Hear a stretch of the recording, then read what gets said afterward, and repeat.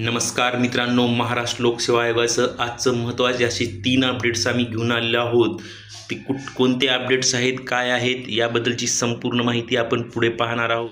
तर पहा मित्रांनो, पहिली जी अपडेट महत्त्वाची अशी अपडेट आहे, महाराष्ट्र अराजपत्रित सेवा गट ब संयुक्त मुख्य परीक्षा 2024 राज्य कर निरीक्षक या पदाची तात्पुरती निवड यादी क्रमांक 3 आयोगाच्या संकेतस्थळावर प्रसिद्ध करण्यात आली आहे.